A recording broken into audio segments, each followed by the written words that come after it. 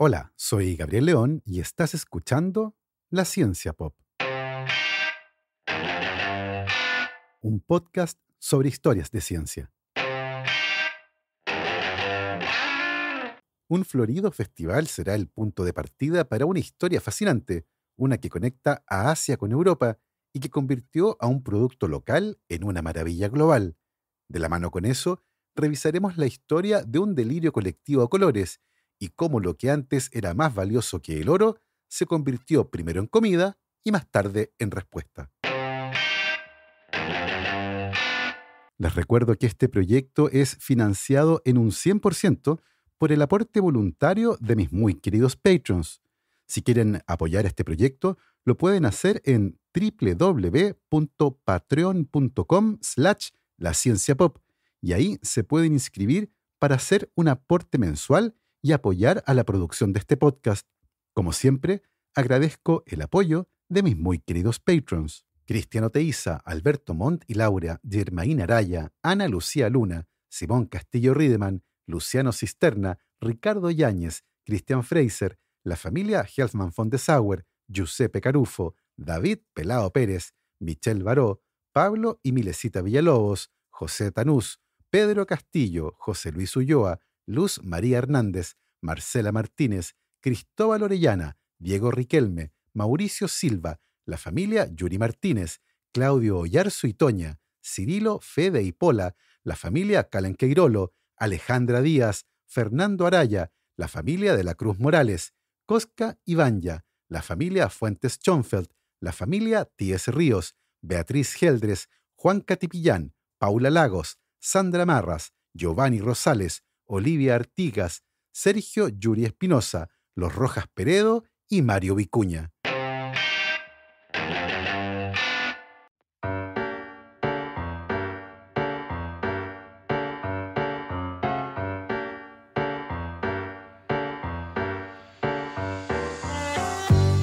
Cada primavera, miles de personas se reúnen para celebrar una de las tradiciones florales más coloridas y fotogénicas del mundo, el Tulip Time Festival o Festival de la Temporada de Tulipanes.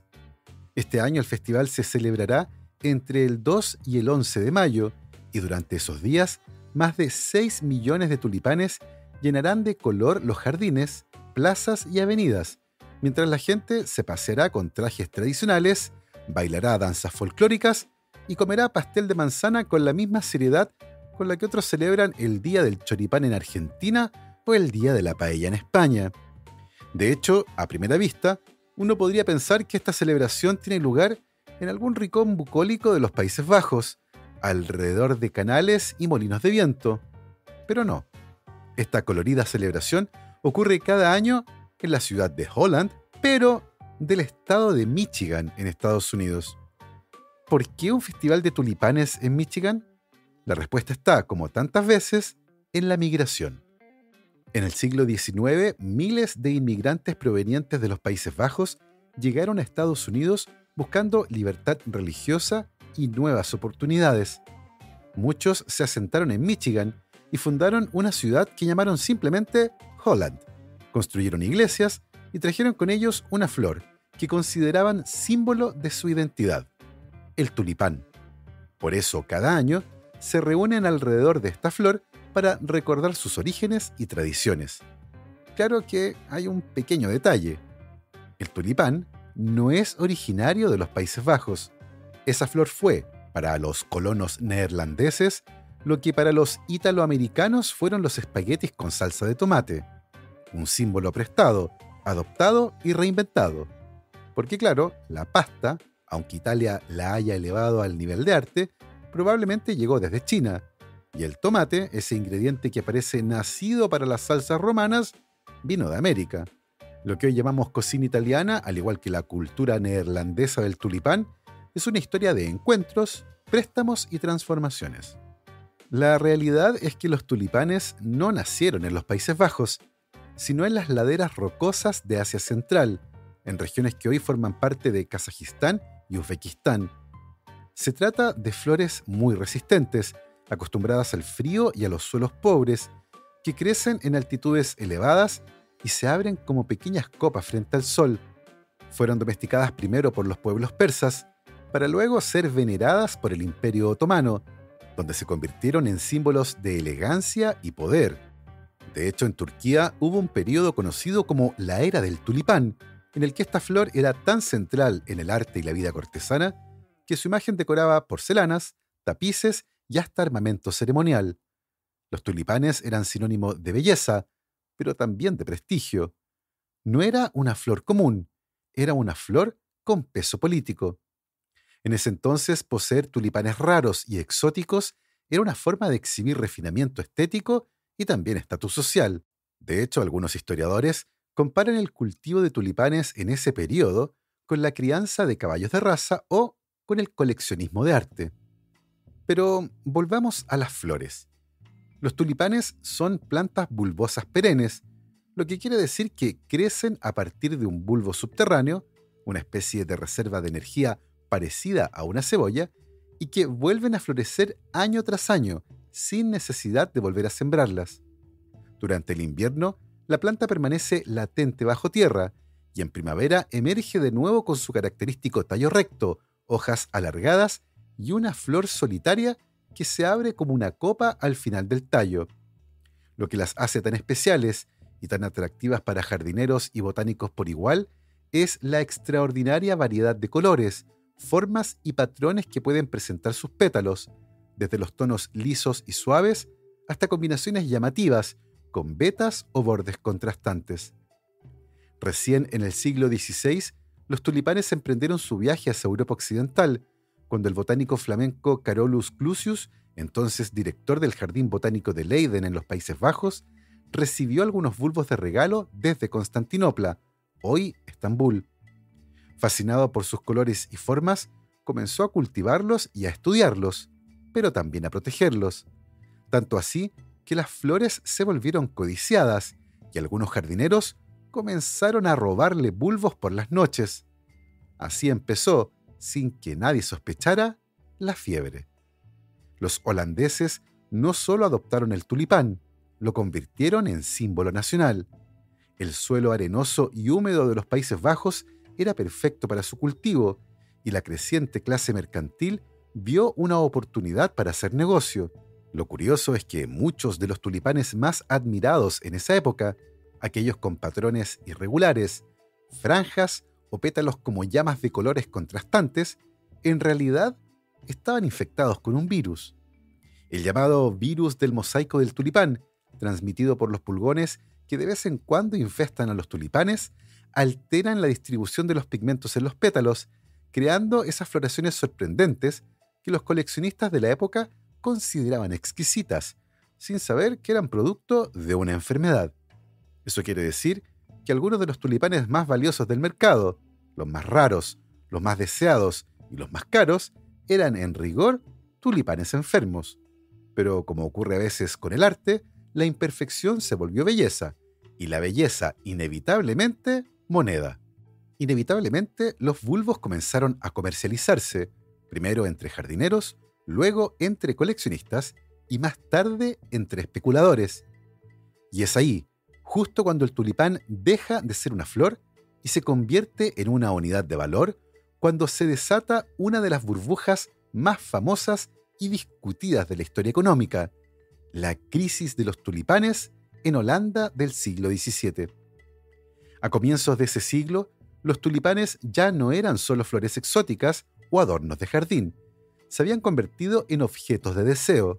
Su rareza, belleza y sobre todo su variabilidad, producida por el virus del mosaico que causaba esos patrones de colores tan llamativos, los hacían irresistibles para la élite holandesa. Tener tulipanes raros en el jardín era símbolo de sofisticación, pero pronto dejaron de comprarse para ser vistos y comenzaron a venderse para ser revendidos. Fue entonces cuando los bulbos pasaron de la tierra al mercado. En ciudades como Ámsterdam y Leiden se empezaron a intercambiar contratos de compraventa de tulipanes que aún ni siquiera habían florecido. Se negociaban en tabernas, en mercados y también en las casas. Era lo que hoy llamaríamos un mercado de futuros. La gente no compraba el bulbo físico, sino el derecho a recibir una flor en el futuro, con la esperanza de que su valor aumentara para entonces. Y vaya si aumentaba. Un bulbo raro podía valer más que una casa, literalmente. Algunos registros históricos indican que, en su punto máximo, ciertos bulbos se vendieron por el equivalente a miles de florines, una fortuna de la época, incluyendo carros, tierras, ganado e incluso vajilla de plata como parte de pago. Todo esto por una planta que pasaba la mayor parte del año enterrada y que podía pudrirse en cualquier momento. Y lo más fascinante, la mayoría de las personas que participaban en este mercado jamás habían cultivado un tulipán en su vida. No eran jardineros, no eran botánicos ni coleccionistas. Eran comerciantes, barberos, panaderos, taberneros que vieron en el tulipán una oportunidad rápida de hacerse ricos.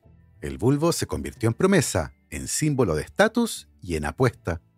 Así nació la tulipomanía, un fenómeno especulativo que, en retrospectiva, parece salido de una sátira financiera.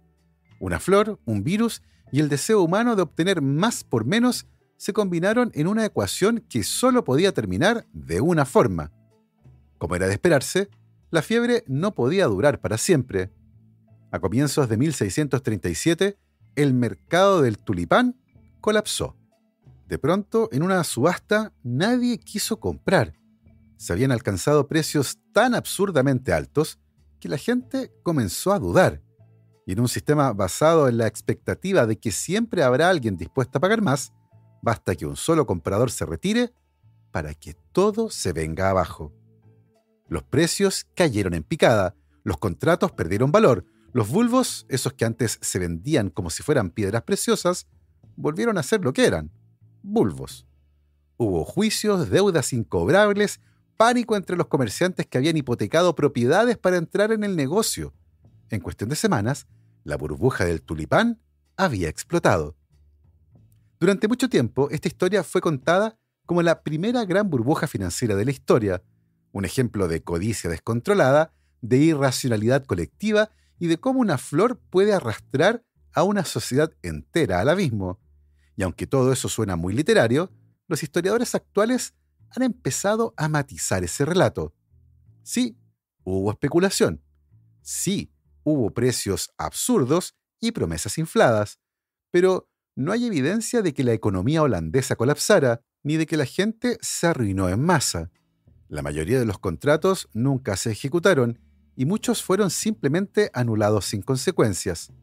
Fue un episodio extraño, sí, pero probablemente más contenido de lo que la leyenda nos ha hecho creer. Aún así, la historia se quedó grabada como una advertencia. Cómo algo tan efímero como una flor puede convertirse en símbolo de ambición, de locura colectiva y de fragilidad económica. Y de cómo a veces no es la flor la que importa, sino lo que creemos que vale.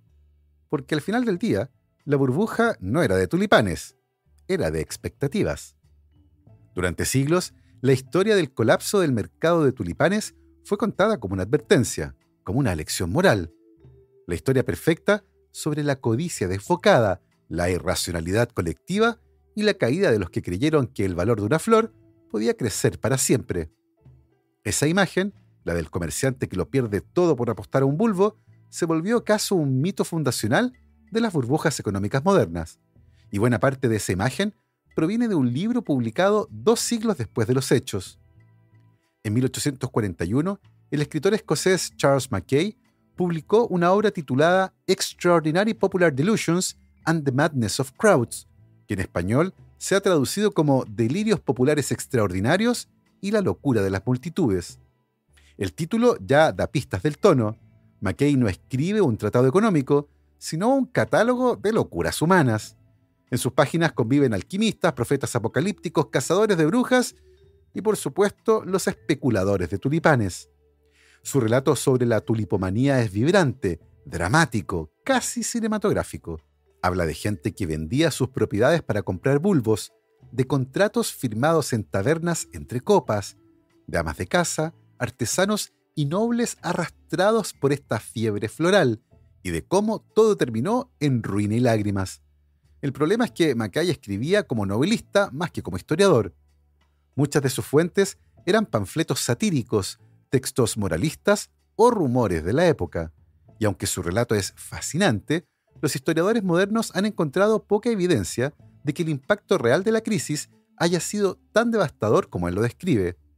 La mayoría de los contratos nunca se ejecutaron y las pérdidas fueron más simbólicas que económicas, y además restringido a un pequeño grupo de personas. Y por supuesto, la economía holandesa no colapsó. Aún así, el relato de Mackay fue tan poderoso que se convirtió en la versión oficial de los hechos, una historia demasiado buena como para dejar que la verdad la arruinara. Y claro, desde entonces, cada vez que hablamos de burbujas financieras, el fantasma del tulipán vuelve a florecer. Una cosa interesante de esto es que los tulipanes fueron símbolo de riqueza y exceso. Se intercambiaban por casas, por tierras, por promesas de prosperidad. Fueron flor, pero también fiebre. Y aunque la burbuja especulativa terminó, el tulipán quedó para siempre como ícono de los Países Bajos, belleza nacional y marca registrada. Pero esa imagen gloriosa iba a romperse casi 3 siglos más tarde, y no por culpa de la codicia, sino del hambre. En 1944, durante los últimos meses de la Segunda Guerra Mundial, los Países Bajos vivieron uno de los capítulos más oscuros de su historia, el llamado Hungerwinter, el invierno del hambre.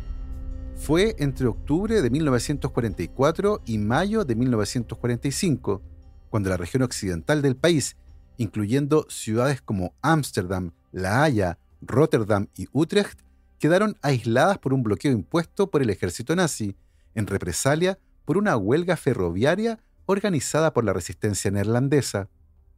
Los alimentos dejaron de llegar, el carbón también. Las temperaturas cayeron por debajo de cero. La gente comenzó a desarmar muebles para poder tener leña, a cocinar raíces silvestres, a racionar migajas.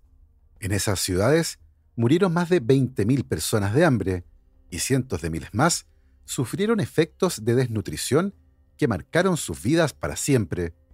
Y entonces ocurrió algo que parece un giro cruel de la historia. Los campos que antes cultivaban tulipanes para los mercados de flores estaban llenos de bulbos enterrados, sin valor comercial en ese contexto, y la población, desesperada, empezó a desenterrarlos para comerlos. Se hervían, se salteaban con margarina si había, se molían para formar una pasta espesa parecida al puré. A veces se comían solos, a veces con pan de cáscara de papa.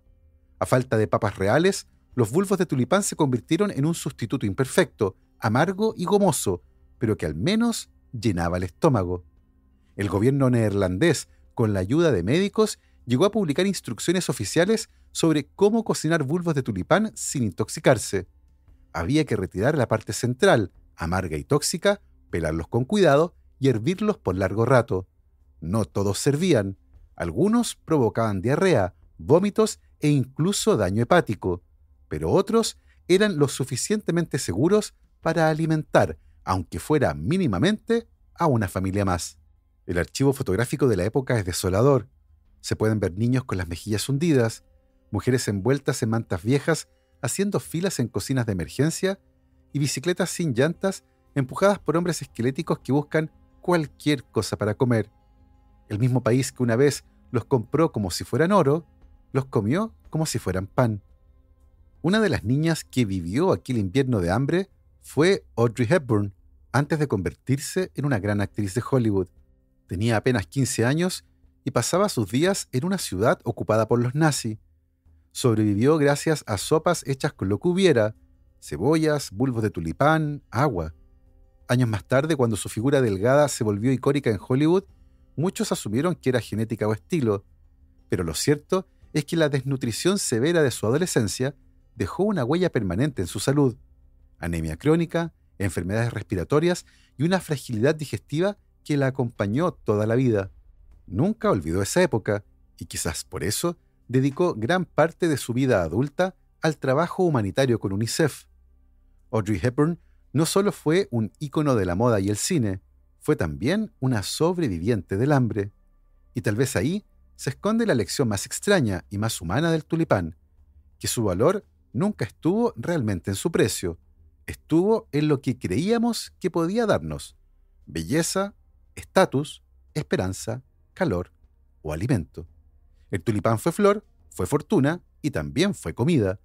Pero lo más extraño es que entre todo esto, la dieta de los tulipanes se convirtió en un inesperado experimento natural que permitió descifrar una misteriosa enfermedad. Hoy resulta extraordinario pensar que entre el hambre, el frío y los bulbos de tulipán emergió una respuesta médica que llevaba años, siglos en realidad, esquivando la ciencia. Fue precisamente durante ese invierno atroz cuando el pan desapareció de las mesas y los niños comían sopa de tulipán en Ámsterdam y Rotterdam, que se dio un paso crucial para entender una de las enfermedades digestivas más enigmáticas de la medicina: la enfermedad celíaca. Hasta entonces, la celiaquía era un misterio. Se conocía desde hacía siglos bajo distintos nombres: diarrea crónica, síndrome de mala absorción, distrofia intestinal infantil, pero su causa era desconocida. Los niños afectados presentaban hinchazón abdominal, diarrea persistente, debilidad muscular, bajo peso y retraso en el crecimiento. Algunos médicos la atribuían a infecciones intestinales, otros a trastornos emocionales. No había consenso, no había tratamiento efectivo, solo intuición clínica y mucha frustración. Fue el doctor Willem Karel Dicke, un pediatra neerlandés que trabajaba en Utrecht, quien comenzó a notar algo extraordinario durante el Hungerwinter de 1944 y 1945. Mientras los alimentos escaseaban y la harina de trigo desaparecía, muchos de sus pequeños pacientes celíacos comenzaron a mejorar notablemente. La diarrea cedía, el apetito volvía, las barrigas se deshinchaban y algunos niños incluso recuperaban peso. Pero apenas terminó la guerra y volvió el pan a la dieta, los síntomas reaparecieron con brutalidad. El médico ya tenía sospechas desde antes, pero el invierno de hambre le dio el experimento natural que necesitaba. La exclusión forzada del trigo de la dieta confirmó su hipótesis. En 1950 publicó junto a colegas un estudio clave que relacionaba la enfermedad con el consumo de proteínas específicas del trigo, y poco después se identificó al culpable: el gluten, una familia de proteínas que se encuentra de forma natural en el trigo y también en algunos de sus parientes cercanos: la cebada, el centeno y algunas variedades de espelta y triticale. La espelta es una especie de trigo antiguo, con un perfil genético distinto, pero que también contiene gluten. Por mucho tiempo se le consideró más digestiva, aunque sigue siendo perjudicial para las personas celíacas. El triticale, en cambio, es un híbrido artificial desarrollado en el siglo XX, producto del cruce entre el trigo y el centeno, y que fue creado para combinar el alto rendimiento del trigo con la resistencia del centeno. Ambos contienen gluten en distintas proporciones. Desde un punto de vista evolutivo, el gluten surgió como una estrategia de las plantas para almacenar reservas de nitrógeno dentro de las semillas. No está ahí para alimentar humanos, sino para nutrir a la plántula que germinará más tarde. Pero resulta que, para nosotros, el gluten tiene una propiedad única. Al mezclarlo con agua y amasarlo, forma una red elástica que atrapa burbujas de gas. Esa red es la que le da al pan su textura aireada, su elasticidad, su capacidad de crecer y mantener la forma. En términos simples, el gluten es lo que hace que la harina se convierta en masa y que la masa se transforme en pan. Esa misma red, sin embargo, se convierte en un enemigo invisible para las personas con enfermedad celíaca. Cuando alguien con esta condición ingiere gluten, su sistema inmunológico reacciona de forma equivocada y ataca al propio intestino delgado, provocando inflamación y daño en las vellosidades intestinales, que son estructuras fundamentales para absorber nutrientes. El resultado es una enfermedad multisistémica que comienza muchas veces con síntomas digestivos, como diarrea, distensión y dolor abdominal, pero que puede extenderse a todo el cuerpo: anemia, fatiga, problemas en la piel, alteraciones hormonales, neuropatías e incluso trastornos del ánimo, como ansiedad o depresión. Hoy la enfermedad celíaca es mucho más conocida que hace unas décadas. Hay menús sin gluten en restaurantes, productos certificados en supermercados y hasta pastas sin trigo en las góndolas de los supermercados convencionales. Pero esa visibilidad no ha venido sola. Ha estado acompañada por un aumento significativo en la cantidad de personas diagnosticadas con celiaquía. Lo curioso es que este aumento no parece ser solo una ilusión estadística, es real, o al menos en parte. Una de las hipótesis más razonables es también la más optimista. Hoy diagnosticamos mejor. Uno de los grandes avances en el diagnóstico de la enfermedad celíaca llegó con la identificación de los anticuerpos antitransglutaminasa tisular, un nombre largo y complejo que esconde una idea simple y poderosa. Cuando una persona celíaca consume gluten, su sistema inmunológico no solo reacciona contra esa proteína, sino que también genera anticuerpos contra una enzima propia del cuerpo llamado transglutaminasa tisular, que está presente en el intestino delgado. Es decir, el cuerpo se ataca a sí mismo por error. Y eso deja huellas. Esas huellas pueden medirse con un simple análisis de sangre y hoy son una de las herramientas más efectivas para detectar la enfermedad celíaca, incluso en personas que no tienen síntomas clásicos. La aparición de este tipo de pruebas, precisas, rápidas y relativamente económicas, revolucionó el diagnóstico a partir de los años 90, permitiendo identificar casos que antes habrían pasado décadas sin sospecha. Gracias a eso, hoy sabemos que la enfermedad no es tan rara ni tampoco exclusivamente infantil, como siempre se pensó. Estaba ahí, solo que no teníamos los instrumentos para verla. Eso, sumado a más acceso a biopsias intestinales y una comunidad médica más alerta a las formas atípicas de la enfermedad y sus síntomas, podrían explicar el aumento en el diagnóstico sin que necesariamente haya aumentado el porcentaje de la población que está afectado por la enfermedad. Porque claro, durante mucho tiempo se pensaba que la celiaquía solo afectaba a niños con diarrea crónica y abdomen hinchado. Hoy sabemos que puede manifestarse también como fatiga, anemia, osteoporosis, depresión o incluso infertilidad. Con ese panorama ampliado, es lógico que encontremos más casos. Estaban ahí, solo que no los veíamos. Pero evidentemente, hay quienes plantean otra pregunta. ¿Y si realmente hay más celíacos que antes? ¿Y si algo en nuestro entorno, en lo que comemos, en cómo vivimos, está empujando a más personas a desarrollar la enfermedad? Una de las primeras sospechas fue el propio trigo moderno. Durante el siglo XX, las variedades de trigo fueron seleccionadas para ser más productivas, más resistentes y en algunos casos con mejor calidad panadera. Eso hizo pensar que tal vez los trigos de hoy tienen mucho más gluten que los de antaño. Pero los estudios no respaldan esa idea. Un análisis publicado en el Journal of Agricultural and Food Chemistry, que examinó más de 60 variedades de trigo cultivadas entre 1891 y 2010, no encontró aumentos significativos en el contenido total de gluten. Es decir, el trigo no parece haber cambiado tanto como pensábamos. El problema quizás no está en el trigo en sí, sino en cómo lo usamos. Ahí entra otra hipótesis: los cambios en la dieta. Hoy consumimos gluten en formas más procesadas, más frecuentes y más concentradas. Panes que fermentan en minutos en lugar de horas, masas industriales con aditivos, galletas, snacks, cereales. El gluten está en todos lados y no llega solo, viene acompañado de emulsificantes, azúcares añadidos y grasas que también afectan nuestra salud intestinal. Y no podemos olvidar otro actor silencioso: la microbiota, esa comunidad invisible de bacterias que vive en nuestro intestino y que influye en cómo digerimos los alimentos, cómo entrenamos el sistema inmune y cómo respondemos al entorno. Algunos investigadores creen que los cambios en el microbioma intestinal, producto de dietas pobres en fibra, exceso de uso de antibióticos, partos por cesárea o falta de exposición microbiana en la infancia, podrían estar afectando nuestra tolerancia al gluten. No es que el gluten sea peor que antes, sino que nosotros nos volvimos menos tolerantes. En resumen, el aumento en los diagnósticos de enfermedad celíaca no tiene una sola causa. Es un fenómeno multifactorial. Diagnosticamos mejor, sí, pero también vivimos distinto, comemos distinto y tal vez incluso nos inflamamos distinto. Y en ese contexto el gluten, una proteína que ha sido pan y problema, sigue estando en el centro de una conversación que apenas comienza. Con todo, resulta fascinante la historia de cómo una flor, que fue moneda y pan, permitió entender una enfermedad que parecía afectar solo a los niños y que hoy se ha convertido en el centro de un creciente mercado.